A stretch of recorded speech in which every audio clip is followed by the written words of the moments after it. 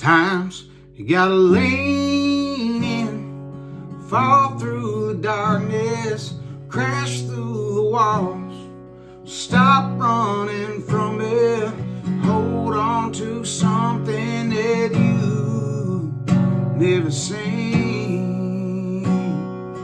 Lean.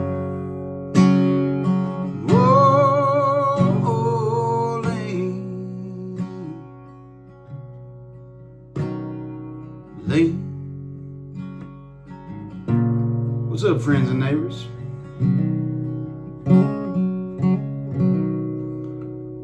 That was a little bit of my new song, Lean. It just came out February 7th.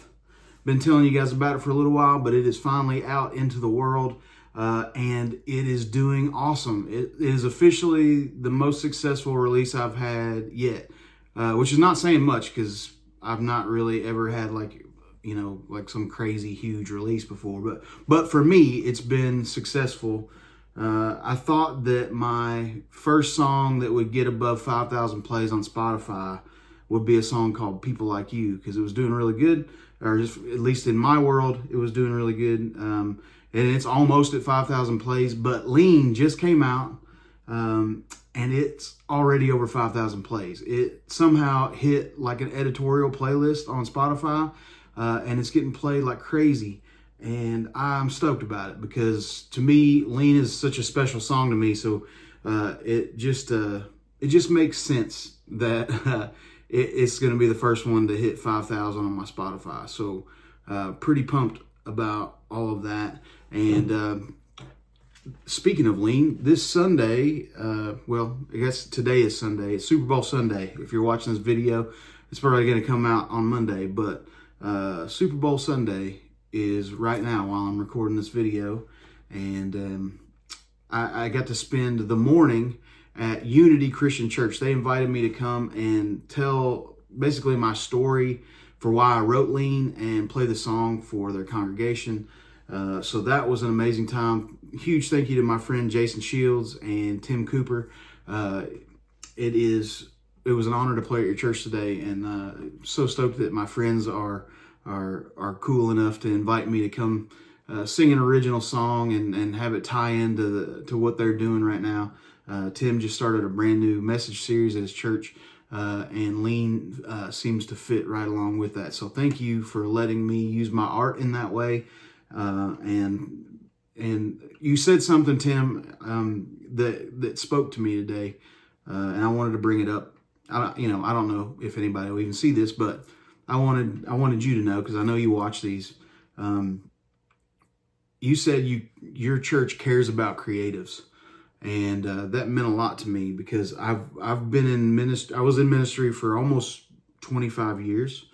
I've also been in music for 25 years, and so obviously being creative and how I use my creativity within the ministry was a huge thing. And I've been at a lot of churches where that was used and abused, if that's the best way I can say it, right? Not every church is like that. Most of the places that I've worked, it's been amazing. But over the years, there have been places where it was like, oh, you're really good at this, great. And then they find out that you're creative and that you can do a lot of other things. But instead of letting you be passionate about what you're good at, or good at what you're passionate at, they just start giving you like 20 other things to do. Even though you can do them well, they just want you to do them all. And the problem with that is for a true creative like me, you get to a place where nothing you are creating is excellent. And for a guy like me, that's the most maddening thing in the world, because we just want to finish something and finish it well. So if you give us 10 jobs to do, yeah, we're going to get it done, and it's going to be fairly creative because we just have that ability. But for people like us, if you want to care for us as creatives, churches, ministers, if you're listening to this, don't give us like every job in the world. Don't make us, if we're worship leaders, let us be worship leaders. Don't make us be, video techs and do social media. We may be good at all those things, but if we try to do them all at once, then we wind up not doing anything very well. And for me, that's very frustrating. But there are so many churches out there that know how to do this well and keep us from being burnt out. And I thank you. And it means a lot, Tim, that you said that your church cares for creatives, because that's really kind of what this whole channel has become, is just a way for me to tell my story, number one, but also maybe help some creatives realize that there are a lot of opportunities out there for you. And all you have to do is start creating. It's as simple as that. And if you're good at something, or even if you're not good at it, you can get good at it just by starting and practicing and working on your craft every day. I wake up and I write every day. I get better as a songwriter because I do that. I wrote at least 150 songs last year. 10 of them are great.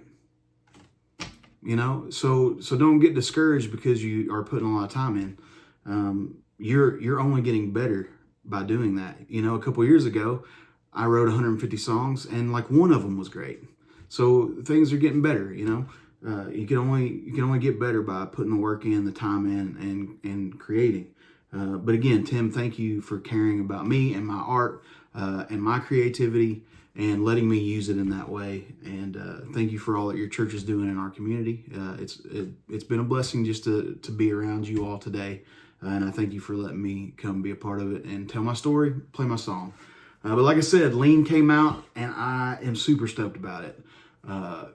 It's my favorite thing that I've put out to date. I think it's the best sounding thing that I've put out to date. I got to work on it with a really close friend of mine. His name is Mikey Howard. He's in a band called Seventh Time Down. You may have heard some of his stuff on the radio. But he produced it, he mixed it, he mastered it, the whole deal. I wrote it with my best friend Noah, and it's out into the world, and apparently it's already speaking to people. And that is exactly what I wanted this song to do, because it's truly from my heart.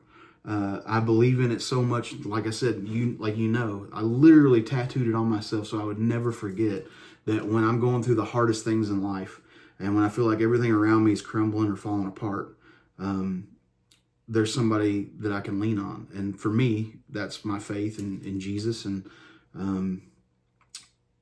but yeah, the song is just a piece of my heart and soul, and it's out there for you, and you can listen to it and take from it what you will. But it's just, for me, it's about getting through some mental health issues that I was going through, some grief that I wasn't dealing with, and now that part of me is out in the world, and I feel, I'm in such a much better place because I got to be creative in that way and vent my issues, and that song also got me in a room with people who helped me kind of see where I, was falling short, and that where I needed to get help, and that I can't always push things down all the time and try to hold them in. I think a lot of times, especially as men, we try to push things down because we don't think anybody wants to hear our problems. But the problem with that is a good songwriter friend of mine says you push it down, it comes out sideways. And it's been absolutely true in my life. Every time I've ever pushed something down to that degree, it always comes out sideways. When I was younger, it was through anger and all that stuff. And I worked really hard to become the laid back, chilled out dude that I am. And a lot of it is due to this playing these guitars and writing down my feelings every day. So you can do that too, folks. You don't always have to do it for money. I don't make much money. I make enough to keep a roof over my head and eat. I'm not famous or anything like that. Probably never will be. But my art and my creativity literally pays my bills. But it comes from writing about the things that I'm going through. And luckily, there have been some people out there that have wanted to hear that and maybe could be healed by that. I truly believe that music speaks. I believe that it's medicine. I believe that it's good for your soul. I believe it literally heals people, both mentally, physically, spiritually. I truly believe that. And but yeah, I got to play this song at Unity today, and it was amazing to to have it out in the world like that and to see people connect with it. That's the only reason I wrote it. Yeah, so I'm going to quit rambling about that now. I'm just really excited about it, man. Really excited, and I hope you guys will all go check it out. It's on Spotify, Apple Music, Google, YouTube, the whole nine. You know, wherever you listen to music or stream music, please go listen to Lean. It would mean a lot to me. With that said, like I said, it got on a playlist. It's over 5,000 plays. Also, found out that there was an article written about the song today, and that came out. I shared that on my Facebook page. You can go check that out. CountryQ.com did that. I don't even know anything about them, but thank you for reviewing my song and telling your viewers about it. I really appreciate that too, and grateful for every bit of help to help push that song out into the world. But like I said, it's Super Bowl Sunday, and after church, I went to my sister's house because she lives like right down the street from the church, and it was kind of perfect because we were all kind of hanging out there. And my sister's an amazing cook, so we just ate a bunch of food while we waited on the football game to start. Played a bunch of poker, played some cards, and just got to enjoy each other as a family, which we, for whatever reason, for years we did not do very well. And recently, my sister has just become like an ambassador of, we're getting together once a month, no matter what, we're doing it. And that's been amazing because, like I said, this year has been, I just needed it. I didn't realize how bad I needed it. I just didn't feel like, I don't know, the last year was really hard. And I think it was just because I was so busy, I wasn't able to be around some of the most important people in my life, and their lives were pretty busy too. And it wasn't until we all started making time for it that we were able to make it happen. And now we've done it twice now, and it's already been super rewarding just to get in the room together and eat some food and enjoy each other's company. And it's just been fantastic. So got to do that today, and then everybody on Facebook, and I've had people ask me already, and I'll never understand, like, what is the point of complaining about, like, everything? But you guys have to stop complaining about the Super Bowl halftime show.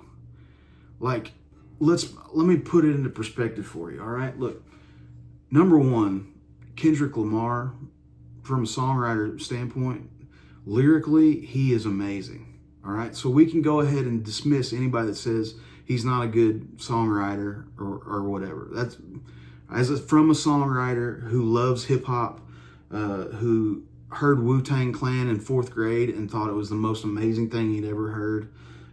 Literally, I would take my Wu-Tang cassette tapes and hide them from my mom in the cinder block steps in our trailer park.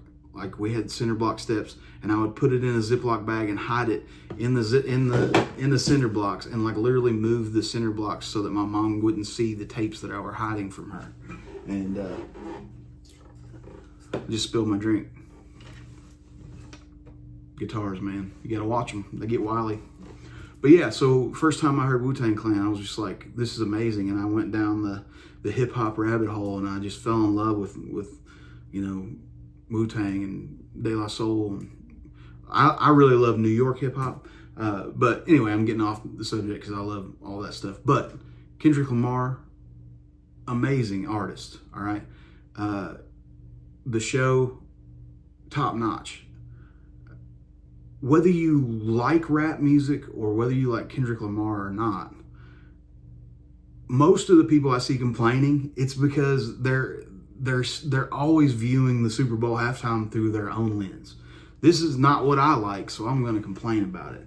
And it's like, you know what? It was never, the Super Bowl halftime has always been for like the youth generation, right? Back in the day, the people that were on the halftime show, my parents probably hated too. They didn't like it either.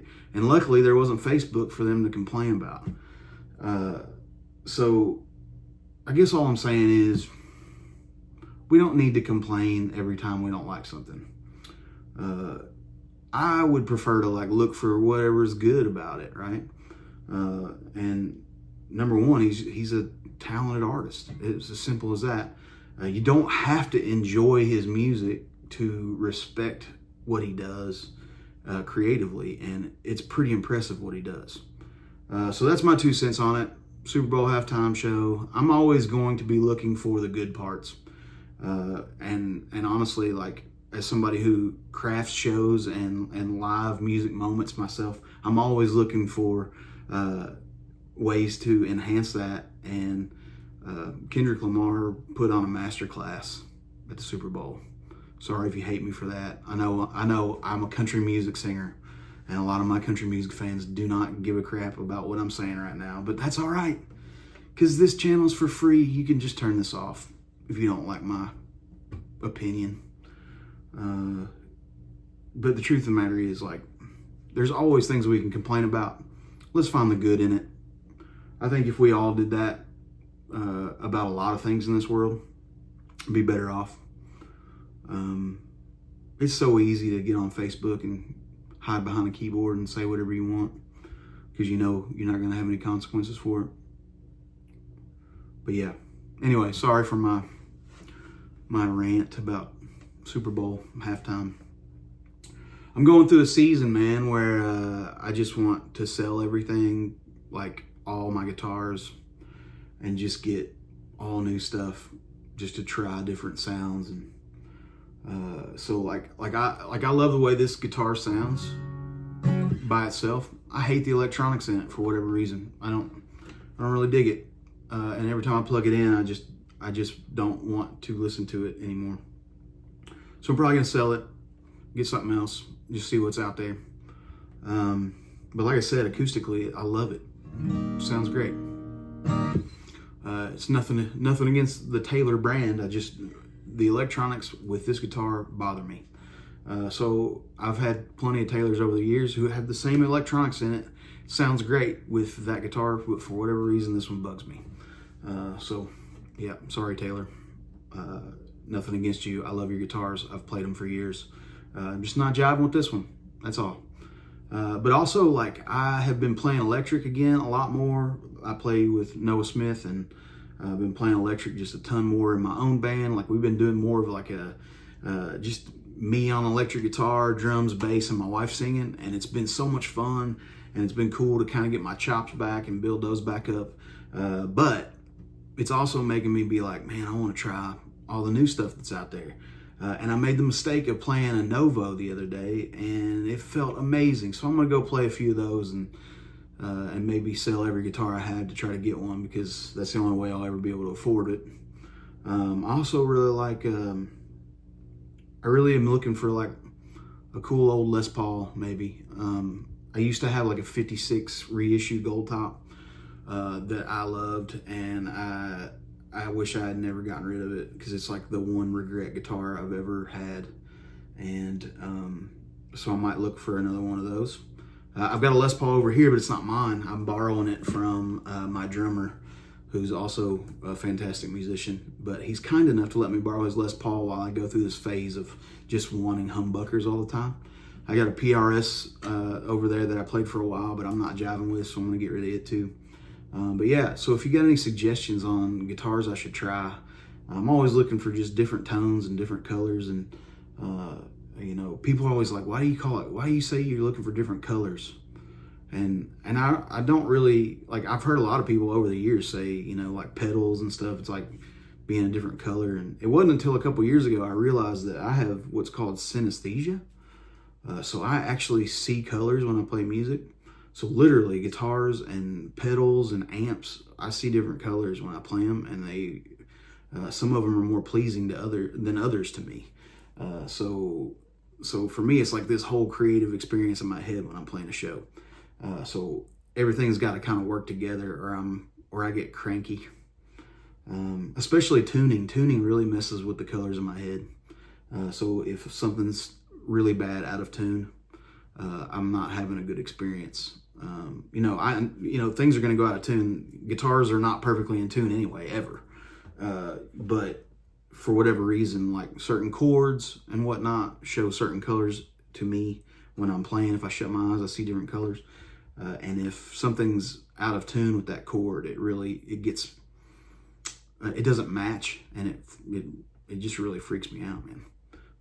So yeah, I'm talking a lot about stuff today, but why not? Like I said, you can change the channel whenever you want, right? But yeah, planning on getting some new gear soon. I got what we call in the music business gas, and it just means that we want new guitars really bad, or new amps, or new pedals, or whatever. I'm in the stage where I really love my amp right now. I love the pedals that I have, but I'm ready to try something different with the guitar. Just something that feels different and plays different and sounds different. I'm just ready to be creative in a different way. I've got a couple guitars over here that I'll never get rid of. This Strat right here was, my mom worked extra hours to pay for my first electric guitar. That's my first electric guitar right there. And so it's sentimental to me. It's still my number one guitar. I play it all the time, and I'll never get rid of that thing. But yeah, everything else can just about go. That bass back there that looks like a Gibson bass, it's actually like a Japanese copy called Global, but it was my dad's. It sounds great. I just got it all like redone, like all the pickups cleaned up, and electronics working again, and all the tuners working, and it plays and sounds super great. The pickups were actually old Gibson pickups. I guess they use those pickups for the copies, so it actually sounds really great. It's not, the quality's not anywhere near what like an old EBO is, but it sounds pretty great, and stays in tune pretty well. So I'm digging that quite a bit. Been playing that a little bit. But yeah, I guess all I'm saying today is it's been a really good week. Lean is already surpassing far and away more than I thought. I never thought in 2 days it would be above 5,000 plays. That's never happened to me ever. Like, people like you, like I said, is the only one even close to 5,000 plays on Spotify, and it's been out for like a year. So to see one of my songs go past that in 2 days, like, that's a huge win. I'm going to celebrate it. So thank you all for listening to that song. Thank you all for supporting creatives like me. And in the comments, man, let me know what you think about the new song, Lean. If you haven't checked it out yet, I'm asking you, please go check it out. Hopefully it'll speak to you. If not, I'm sure there's somebody in your life that might need to hear those words. Ask that you just share it with them, because that's what art's about, man. We find stuff that speaks to us, and we share it with our friends, share it with our family, our people, our community, and that's how it gets out. Yeah, true music. I heard John Mayer say this one time. He's like, true music, good music needs a host, right? Most of the cool bands I found in my life were not found because the radio told me about them. They were found because a friend was like, you got to check this band out. So do that with songs, like nobody puts out albums much anymore, but we put out songs. So if you like any of my songs, share it with a friend, because music needs a host. Yeah. Anyway, I hope you guys are doing well. I'm grateful for every one of you. Thank you so much for watching this channel. Subscribe, hit the bell, whatever you need to do so that you can see these videos pop up. Getting ready to put up even more stuff. Treats from the Road's been going great. Been putting up some one-take videos. Me and my wife been singing together. Lots more on the horizon. Got some shows this week. Got a couple rights in Nashville this week. And yeah, I'm stoked with everything going on in life right now. Super happy and super blessed to have you all here on this channel. Love you all. Appreciate you. We'll see you soon.